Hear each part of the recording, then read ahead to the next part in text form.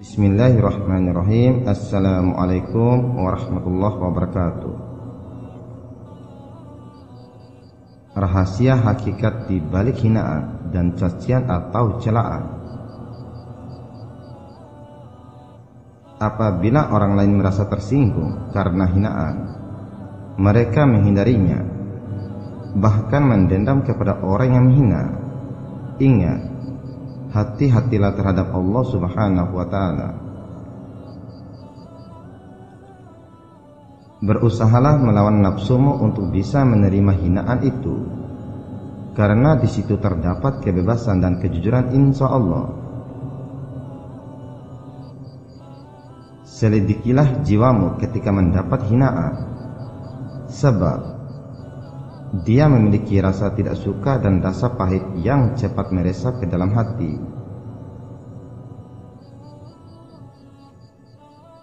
Di antaranya adalah adanya perasaan tersinggung yang dirasakan jiwa, yang tidak selamat darinya kecuali segelintir orang saja.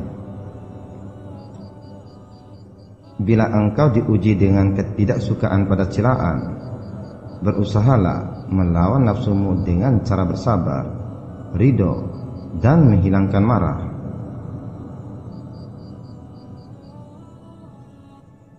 Karena lari dari celaan orang akan diiringi oleh kebencian dan oleh dendam kesumat terhadap orang yang mencela dan menghina. Bahkan lari dari hinaan itu akan menyeret kepada sikap angkuh. Semoga Allah memberikan perlindungan kepada kita semua dari hal demikian.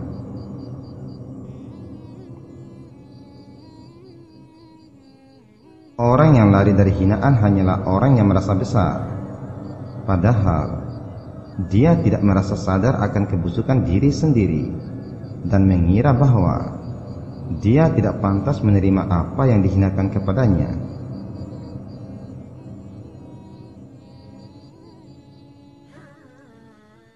Berikut aku akan mengungkapkan perumpamaan bagi orang seperti itu, yaitu seperti seorang pembersih WC yang terkena kotoran, lalu ada yang menegurnya, "Hai Fulan bin Fulan, engkau terkena kotoran, bersihkan dulu dirimu." Tetapi dia tersinggung dengan teguran itu dan bersikap angkuh, bahkan marah-marah kepada orang yang menegurnya. Maka demi Allah, orang yang berlumuran dengan dosa-dosa itu lebih kotor daripada kotoran itu sendiri, dan keadaannya lebih buruk daripada tukang pembersih WC tadi. Apalah artinya perasaan tersinggungnya, sedangkan dia memang lebih berhak untuk mendapatkan hinaan, baik secara sembunyi-sembunyi maupun terang-terangan di dunia dan akhirat. Inilah keadaan yang paling merugikan jika mereka menyadari.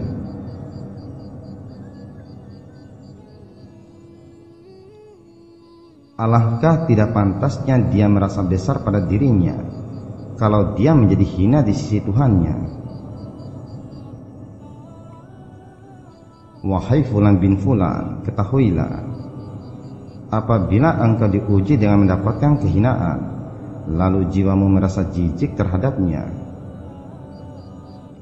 hendaklah engkau tidak buru-buru marah kepada orang yang menghinamu, tetapi kembalikan kepada diri sendiri dengan cara merenung dan berpikir.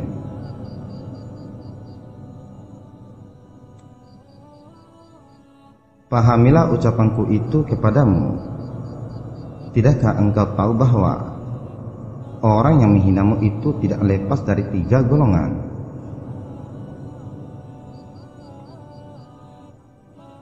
Ada kalanya orang yang menghinamu itu sebagai penasihat bagimu, karena rasa keprihatinannya melihat keadaanmu. Orang seperti ini merupakan karunia terbesar buatmu, yang wajib engkau dengarkan nasihatnya. Maka alasan apa yang membuatmu merasa tersinggung dengan nasihat orang yang memperhatikan keadaanmu?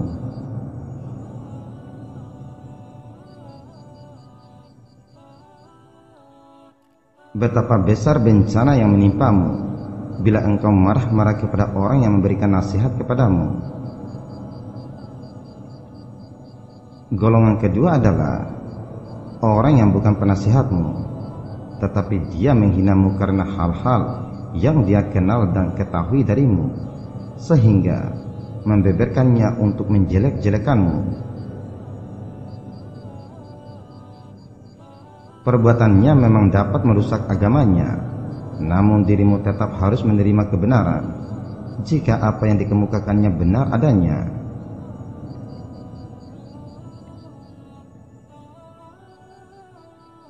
Tinggalkan kemarahanmu kepadanya dan bersegeralah melakukan inabah dari aib-aibmu sebelum dibongkar pada hari kiamat, sebagaimana engkau telah kehilangan muka di dunia. Sebab bila engkau memperhatikan keadaanmu, tentu kesibukan terhadap diri sendiri tersebut akan melupakan kemarahanmu kepada orang yang menghinamu.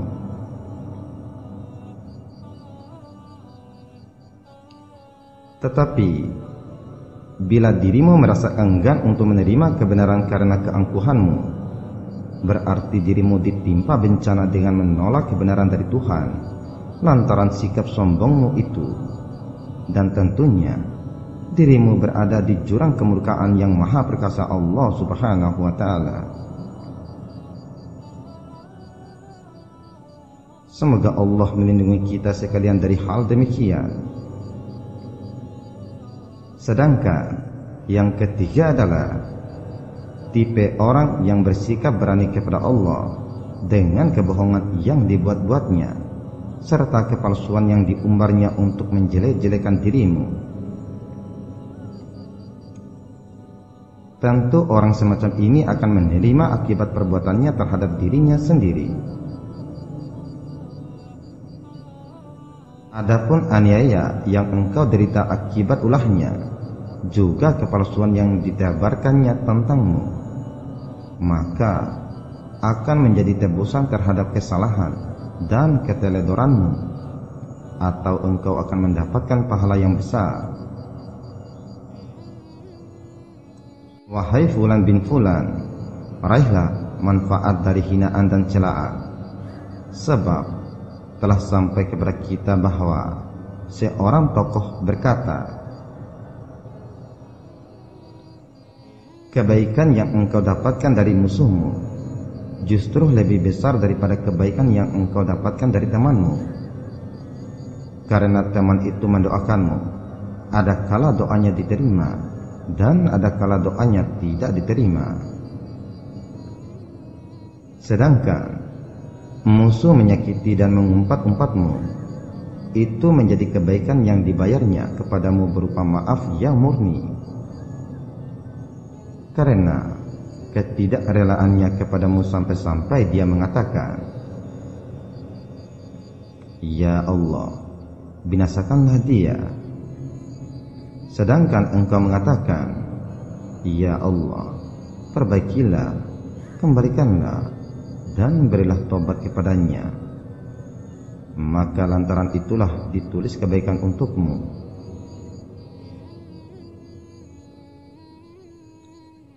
Inilah beberapa manfaat yang dapat engkau raih dari musuhmu, dan di hari kiamat kelak engkau akan mendapatkan limpahan kebaikan yang engkau tuntut darinya. Jadi, orang yang menghina dan hinaannya ternyata lebih berguna bagimu daripada orang yang memuji serta pujiannya. Allah Subhanahu wa ta'ala berfirman dalam Al-Quran yang artinya, sesungguhnya orang yang berakal yang dapat menerima pelajaran. Al-Quran Surat Al-Jumar ayat 9. Wahai fulan bin fulan, segeralah memberi maaf kepada orang yang melecehkan dan mencaci makimu, tatkala engkau sendiri sesungguhnya amat butuh kepada maaf dari Allah Subhanahu wa ta'ala. Jauhilah sikap dendam terhadap orang yang menghinamu, karena tidaklah kesalahannya terhadapmu lebih besar daripada kesalahan di antara dirimu dan Tuhanmu. Dan jika engkau menuntut orang yang menghinamu dan menghukumnya, sesungguhnya dirimu juga belum tentu aman bahwa Allah Subhanahu wa Ta'ala tidak akan menuntut dan menghukummu. Kalau sudah demikian, tentu saja dirimu lebih buruk keadaannya di antara dua orang. Dan kalau memang benar dirimu bersih, malaikat dari dosa-dosa atau setingkat para rasul dalam hubungan mereka dengan Tuhan, pastilah engkau harus mengikuti kecintaan Allah Subhanahu wa Ta'ala. Karena Dia mengharuskan maaf dan memuji orang yang menahan marah serta memaafkan orang lain. Bagaimana dengan dirimu? Padahal di dalam dirimu terdapat keburukan yang Allah Maha mengetahuinya. Janganlah sampai engkau terperdaya oleh setan dengan mengira bahwa dirimu teraniaya sehingga engkau terpaksa harus bersandar pada marah, enggan untuk menerima hinaan, bersikap angkuh, serta mendendam kepada orang yang melakukannya. Jika engkau memang merasa bebas dari apa-apa yang dituduhkan kepadamu, sesungguhnya engkau memiliki keburukan lain yang ditutupi Allah dari pengetahuanmu. Hendaklah engkau tidak memandang diri sendiri suci dari dosa dan kesalahan. Janganlah melakukan pembelaan terhadap diri sendiri dengan pembelaan jahiliyah, sehingga Allah membiarkan dan merendahkanmu karena memang engkau pantas menerimanya. Sehingga keburukanmu, busuknya kekejianmu, hitamnya corengan di mukamu akan menjadi sesuatu yang menyibukkanmu dari perhatian kepada orang yang mencelamu.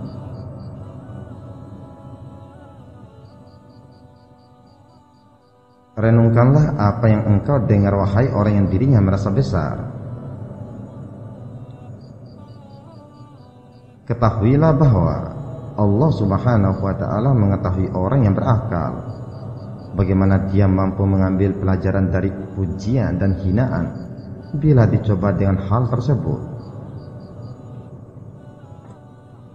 Dia mengetahui bahwa pujian dan sanjungan tidak layak untuk diterima oleh orang seperti kita, karena memang kita tidak berhak untuk mendapatkan penghargaan apapun. Allah Subhanahu wa Ta'ala juga mengetahui di dalam diri kita terdapat banyak keburukan. Oleh karena itu, hinaan tentu lebih pantas untuk kita terima daripada penghargaan dalam bentuk pujian, sanjungan dan sebagainya.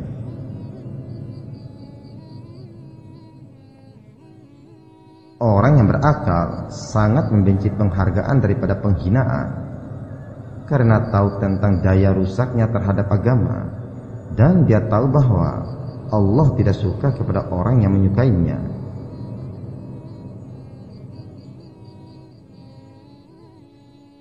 Orang berakal, apabila dia dicoba dengan mendapatkan penghinaan, dia yakin bahwa keburukan yang ada pada diri kita sebenarnya jauh lebih besar daripada sekedar hinaan dan celaan itu.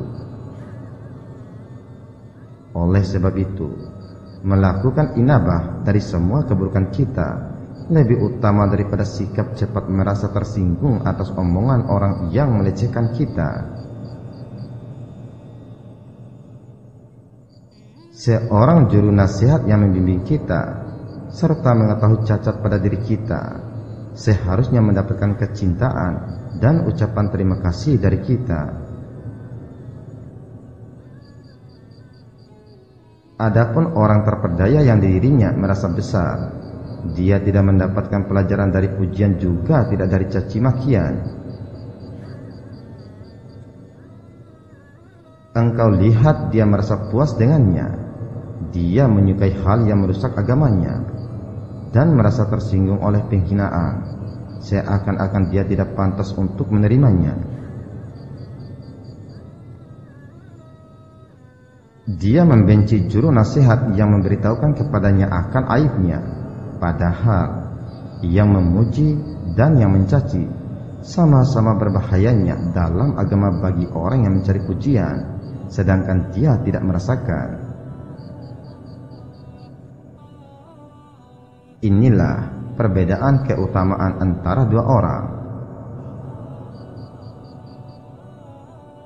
Salah satunya merasa tersinggung mendengar penghinaan, padahal dialah orang yang paling pantas untuk menerimanya, sedangkan yang lain rela menerima celaan, padahal dia adalah orang yang paling bersih darinya.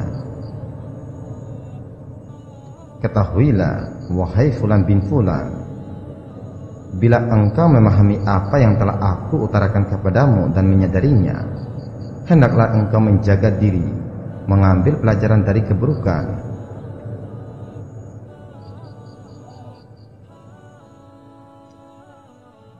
Memandang kepada keadaannya dan melakukan inabah kepada Tuhanmu dari keburukan-keburukanmu. Hendaklah engkau memiliki kesibukan yang membuatmu melupakan kemarahan terhadap orang lain. Berhati-hatilah kepada Allah dan berhati-hatilah terhadap akibat dendam dan kemarahan terhadap orang yang menghina. Berdoalah dengan kerendahan hati kepada Allah Subhanahu wa Ta'ala dalam keabadian perlindungan serta kesempurnaan nikmat-Nya.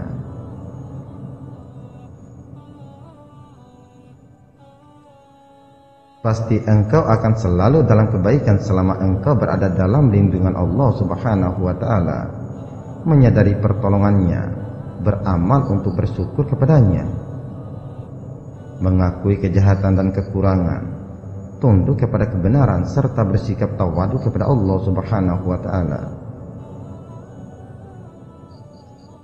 Sebab hal demikian sangat jelas akan mengantarkanmu kepada keridhaan Allah dan akan menyampaikanmu kepada tindak sanjungan dan pujian Allah Subhanahu wa Ta'ala dari malaikatnya pada hari kiamat dan dari golongan wali-walinya.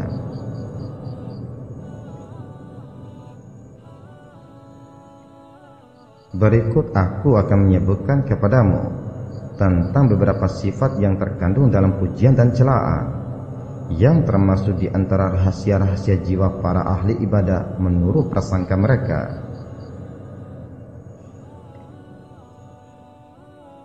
Yaitu bahwa di antara ahli ibadah tersebut terdapat orang yang beramal dengan bermacam-macam kebajikan karena Allah.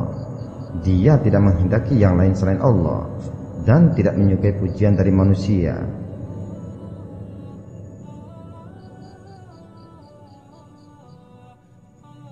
Apabila dia dicoba dengan pujian, segera dia menepis kesukaannya kepada pujian tersebut dari hatinya, dan semua itu adalah bagus. Di situ terdapat bukti keikhlasan. Hanya saja yang aku khawatirkan terhadap ahli ibadah ini adalah perangkap-perangkap yang termasuk rahasia jiwa, yang sungguh sangat sulit bagi orang seperti aku untuk melepaskan diri darinya. Hal demikian karena aku menduga bahwa ahli ibadah tadi, bila dipuji dan disanjung, dia tidak menemukan kebencian pada dirinya sebagaimana dia bersedih dalam penghinaan, serta tidak pula mensikapi orang yang memujinya dengan kemarahan sebagaimana dia lakukan terhadap orang yang mencelanya. Barangkali baginya bergaul dengan orang yang suka mencela dan berbicara dengannya walau satu kali saja. Namun sebaliknya, barangkali dia tidak berusaha demikian terhadap orang yang mencelanya dan tidak bermurah hati kepadanya.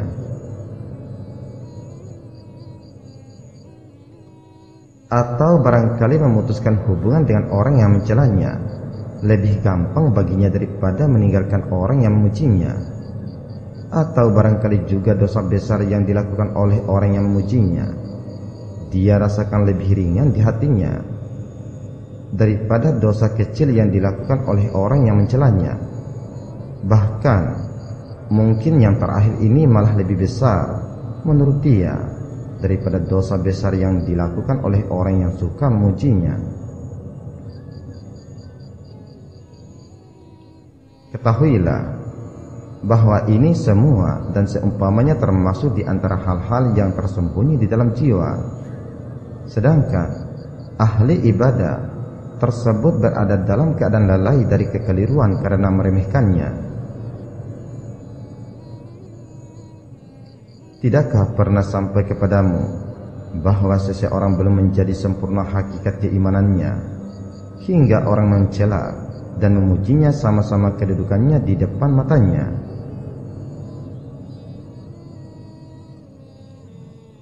Atau barangkali si ahli ibadah tadi tidak pernah mensamaratakan antara orang yang mencela dan memuji dalam kebajikan dan penghormatan kepada keduanya, serta tidak pula mensamaratakan keduanya dalam perasaan marah. Dan kalau begitu adanya, maka si tukang ibadah tadi masih memiliki nilai minus dalam hakikat kejujuran, sedangkan dia tidak merasakannya.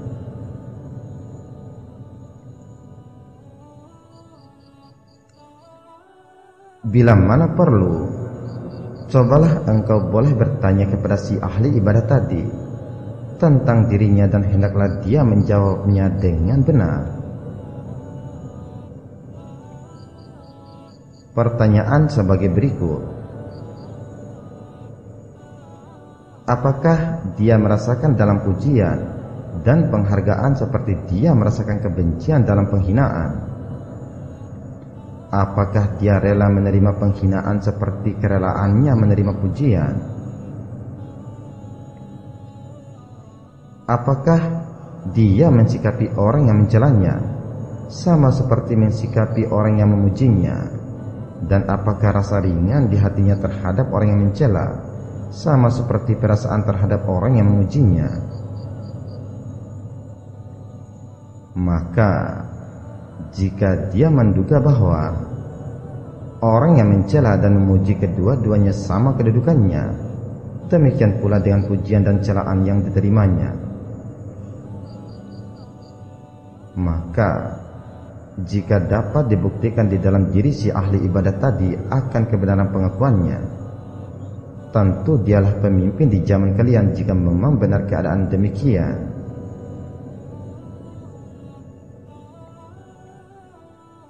Selanjutnya, Allah lah yang akan meminta pertanggungjawabannya dalam pengakuannya tadi. Mudah-mudahan dia mau menarik pengakuannya ketika menyadari bahwa dirinya bakal diminta pertanggungjawaban. Tetapi seandainya ahli ibadah tadi mengakui bahwa pujian dan celaan tidak sama menurutnya, niscaya kejujurannya itulah yang terbaik baginya, juga bagi kita. Dan pengakuan yang tulus lebih selamat baginya, juga bagi kita. Karena ternyata orang yang memuji dan mencela tidak pernah sama menurutnya. Semoga Allah memberikan taufik kepada kita sekalian dalam kejujuran pada semua situasi.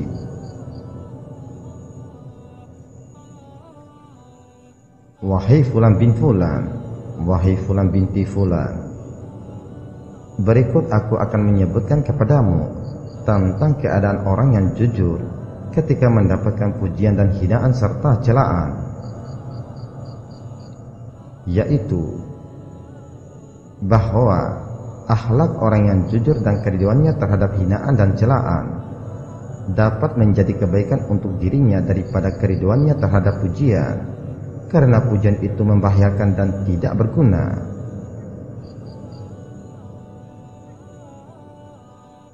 Kemudian, di antara akhlak orang yang jujur adalah bersikap lembut kepada si pencela, menyayanginya serta banyak mendoakannya demi menghapuskan dendam dari hatinya, bahkan lebih mengutamakan dalam memenuhi kebutuhannya.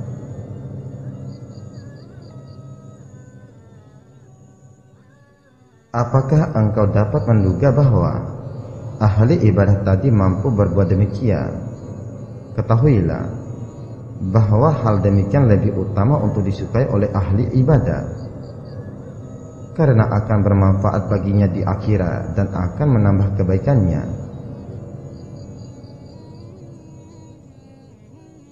Terlebih lagi, hal itu tidak akan mengurangi rezeki seseorang, bahkan akan menambah manfaat baginya di akhirat dan akan menambah kebaikannya. Tetapi aku mengira bahwa ahli ibadah tadi akan berkata, tidak ada kebutuhan untukku dalam celaan dan pujiannya. Kalau begitu sikapnya, di mana kejujurannya? Apa alasanmu tentang ketidaksukaanmu pada hinaan yang justru berguna untukmu di akhirat, seandainya dirimu benar-benar sedang mencari kebaikan? Inilah suatu kebaikan yang engkau dapatkan tanpa usaha, tanpa rasa lelah dan capek.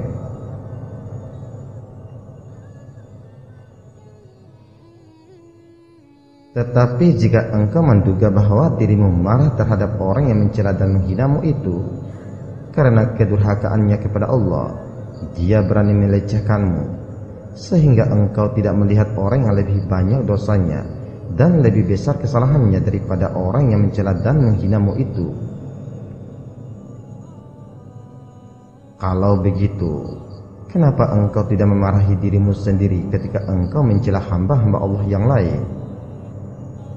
Ingat, itulah yang dimaksudkan dengan hal-hal yang tersembunyi di dalam jiwa, sedangkan engkau dalam keadaan lalai. Ketahuilah bahwa hal yang semestinya lebih utama untuk dibenci dan tidak disukai oleh ahli ibadah adalah kecenderungan dirinya kepada pujian dan orang yang memujinya,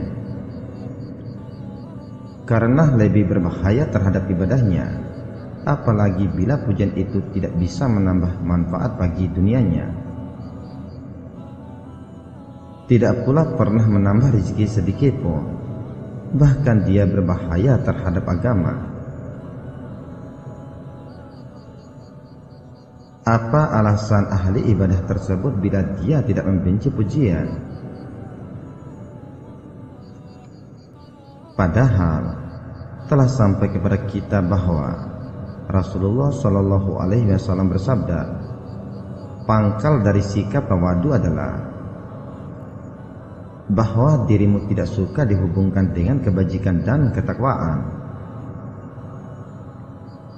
Celakalah dirimu wahai ahli ibadah. Sebenarnya orang yang suka memuji lebih pantas untuk engkau tinggalkan daripada orang yang mencelamu, karena celaan mengandungi kebaikan, sedangkan orang yang memuji justru mendorongmu kepada fitnah dan menyebabkan ibadahmu menjadi rusak. Bahkan Rasulullah Shallallahu Alaihi Wasallam sendiri pernah melarang hal demikian melalui sabdanya, celakalah dirimu, engkau telah memotong punggungnya. Seandainya dia, yakni orang yang dipuji, mendengarkanmu, tentu dia tidak memperoleh kemenangan sampai hari kiamat. Ucapan Rasulullah Shallallahu Alaihi Wasallam tersebut adalah kebenaran, karena beliau merasa prihatin terhadapmu dan ibadahmu. Sedangkan orang yang suka memujimu tidak memperhatikan larangan Rasulullah Shallallahu Alaihi Wasallam terhadap sikap suka memuji tersebut. Dia tidak memperdulikanmu, sekalipun dirimu bakal tidak mendapatkan kemenangan selama-lamanya. Orang semacam inilah yang pantas untuk ditinggalkan karena dia telah mendurhakai Rasulullah Shallallahu Alaihi Wasallam. Sedangkan engkau sendiri, kenapa tidak memerhatikan bencana yang bakal menimpamu? Karena engkau tidak merasa gelisah dan tidak membenci orang yang memujimu. Wahai ahli ibadah, bahwa pujiannya akan menghapuskan ibadahmu. Bahkan barangkali engkau tidak akan mendapatkan kemenangan bersama pujian itu selamanya. Kenapa engkau tidak memerhatikan hal demikian? Juga kenapa peringatan Rasulullah Shallallahu Alaihi Wasallam tidak membuatmu gentar dan tidak bersedih karena pujian? Kalau begitu, di mana kejujuranmu? Celakalah dirimu. Tidakkah pernah sampai kepadamu bahwa Ka'ab radhiyallahu anhu pernah berkata, kalian tidak akan mendapatkan kemuliaan di akhirat sampai kau anggap rendah dirimu dan perbuatanmu, juga sampai kalian tidak menyukai pujian serta tidak memperdulikan celaan. Wahai orang yang terperdaya, cukuplah sebagai kebodohan bila engkau marah kepada orang yang menghinamu, padahal di balik hinaannya kepadamu itu justru ada kebaikan. Sebaliknya, engkau suka kepada orang yang suka memuji, padahal dia mengantarkanmu kepada kebinasaan.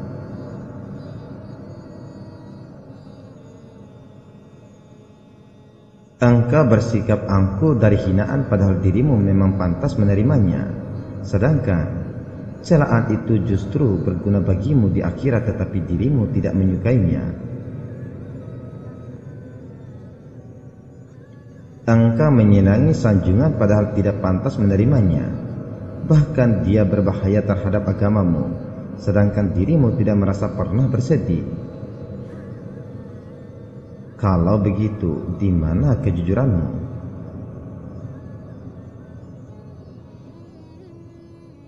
Celakalah dirimu bila ketidaksukaanmu terhadap celaan karena engkau merasa bersih dari keburukan, dan bahwa kegemaranmu terhadap pujian karena dirimu merasa berhak untuk mendapatkannya. Maka ketika itu engkau memang pantas untuk menjadi bahan tertawaan orang lain, seperti objek ejekan mereka, dan dirimu pasti mendapatkan kebencian dari Tuhan.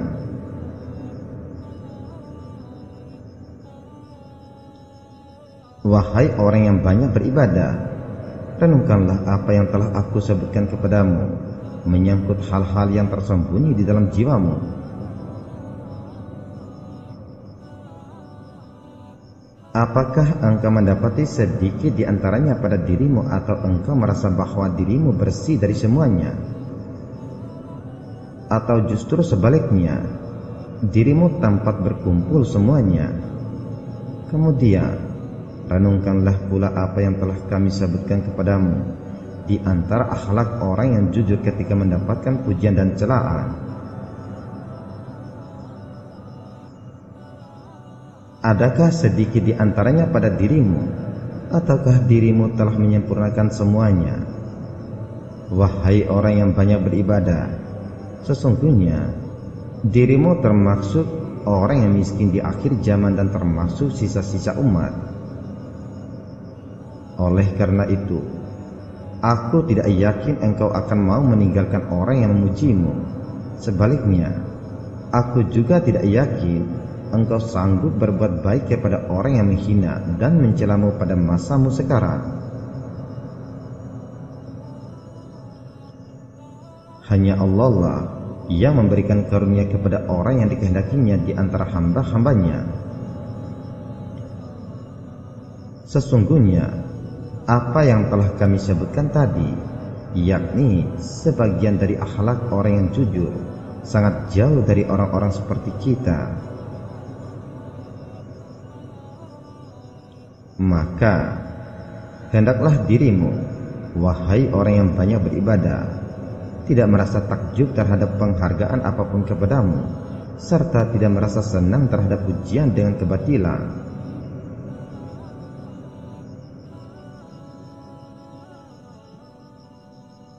Hendaklah urat lehermu tidak mengambung karena marah terhadap cercaan, dan hendaklah engkau tidak mendendam kepada orang yang mencercamu hingga melampiaskannya dan memuaskan dadamu.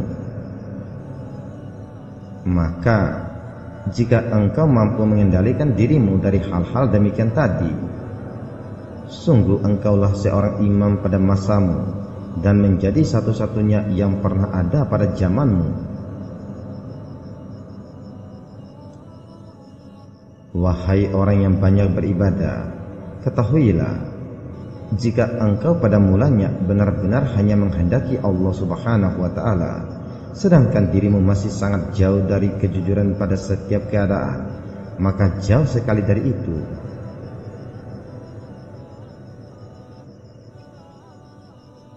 Dan alangkah jauhnya dirimu dari orang-orang yang jujur. Oleh karena itu, berjuanglah melawan nafsumu dalam membenci pujian dan menerima celaan.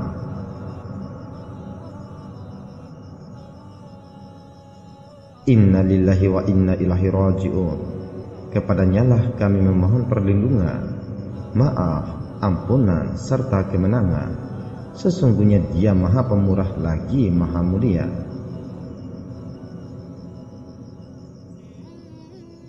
Melalui etika-etika seperti inilah hendaknya kalian mendekatkan diri kepada Allah Subhanahu wa Ta'ala, karena hal demikian lebih jelas dalam menggapai ridhonya daripada ibadah yang dilakukan dalam keadaan tidak mengetahui tentang perkara-perkara yang telah disebutkan tadi.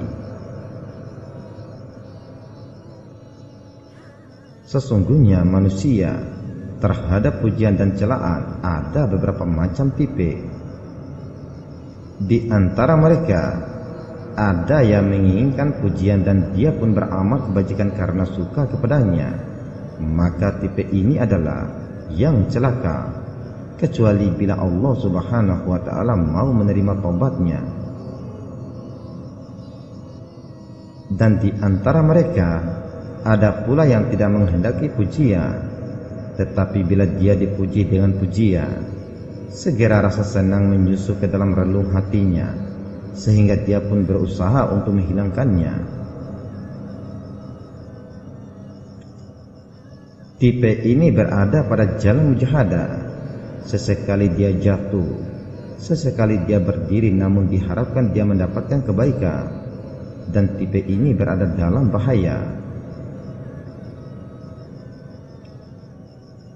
Lalu di antara mereka ada pula yang apabila diuji dengan pujian, dia tidak merasa gembira dengannya karena tahu akan bahayanya. Hanya saja dia tidak menyimpan kebencian di dalam dirinya, yang tidak menemukan kegelisahan terhadap pujian tersebut.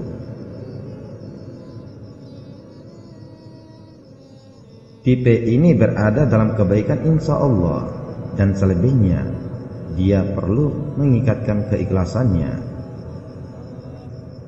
Kemudian tipe lainnya adalah apabila dia dicoba dengan pujian, hal itu akan mengsesakan dadanya dan dia pun membencinya di dalam dirinya. Hanya saja dia tidak mampu marah terhadap orang yang memujinya. Tipe ini berada dalam kebaikan, hanya diharapkan untuknya semoga dia sampai kepada kejujuran.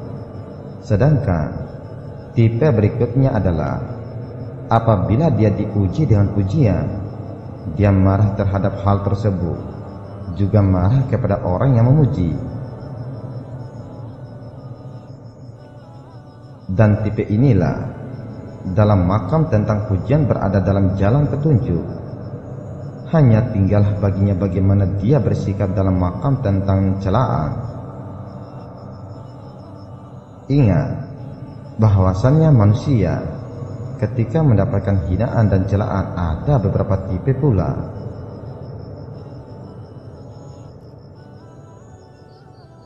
Di antara mereka, apabila dicela, dia marah terhadap orang-orang yang mencelanya dan mendendamnya, lalu mencari jalan untuk melampiaskan dendam tersebut.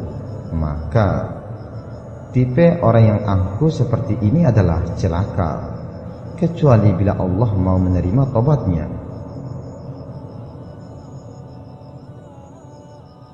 Dan di antara mereka, apabila dicoba dengan celaan, dia merasa kesal kepada orang yang mencelanya karena ingin menampakkan sikap waraknya yang didasarkan atas perhiasan dan riya. serta mencari-cari alasan untuk menolak apa yang dikatakan tentang dirinya. Sedangkan api celaan menyala-nyala di dadanya, sehingga dia pun berniat untuk menjelekkan orang yang mencelanya itu dan menginginkan kecelakaannya. Tipe ini tidak berbeda dengan yang pertama, hanya saja bobot celakanya di bawah yang pertama. Lalu di antara mereka ada lagi yang bila diuji dengan celaan, dia merasa tersinggung dengannya, hanya saja dia telan pahitnya karena takut akan dihina lebih banyak lagi. Namun kebencian terhadap orang yang mencela tetap bersemayam di hatinya.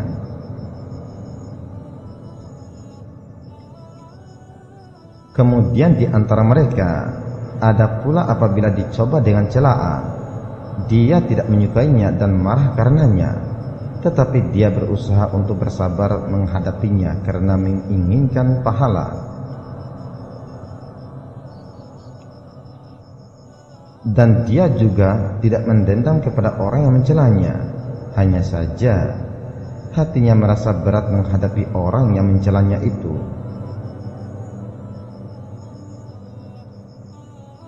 Tipe ini berada pada jalan mujahadah. Dia sering jatuh namun kemudian berdiri tegak kembali. Kemudian di antara mereka ada lagi yang apabila diuji dengan celaan, segera kebencian menyusup ke dalam hatinya.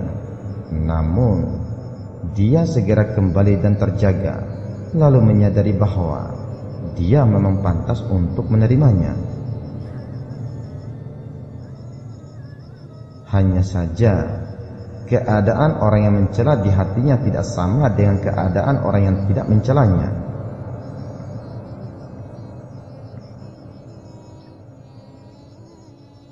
Tipe ini berada dalam kebaikan, dan yang tersisa pada dirinya ialah bagaimana bisa mencapai kejujuran.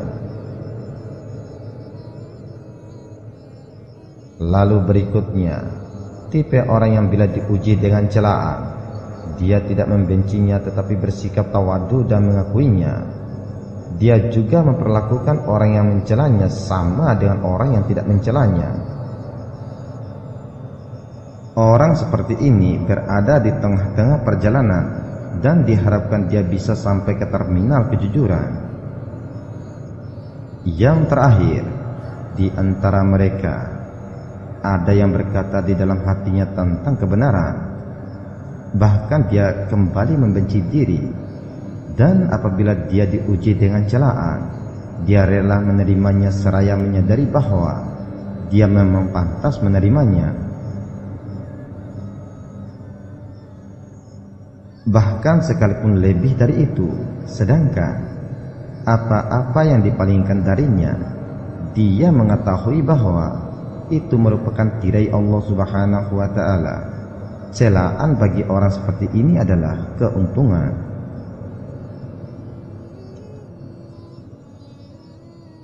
Karena dengan celaan itu ternyata dirinya menjadi orang paling tawadu, paling merasa hina, dan lebih selamat untuk agamanya, sehingga jadilah celaan itu kebaikan baginya tanpa perlu usaha dan susah payah. Namun tipe ini hanya ada satu pada masanya.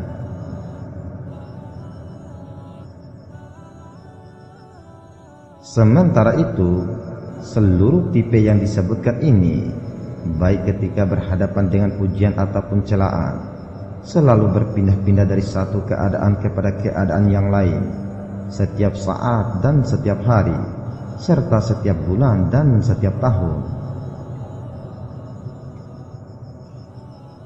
Lalu yang berpindah-pindah tersebut, ada yang melangkah maju dan ada pula yang justru berbalik mundur.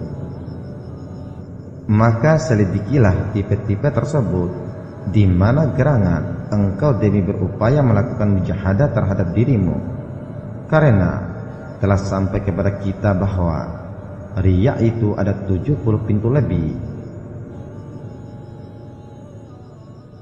Diriwayatkan bahwa riya lebih tersembunyi daripada semut yang merayap di atas batu. Akalku tidak bisa membayangkan tentang merayapnya semut. Maka bagaimana dengan sesuatu yang lebih halus daripada itu? Kiranya apa yang telah kami sebutkan tadi cukup memadai bagi orang yang beramal. Bagaimana keadaan orang yang banyak beribadah di antaramu? Bisakah dia menjalankan sebagiannya? Dan bagaimana pula dengan semua yang kami sebutkan tadi?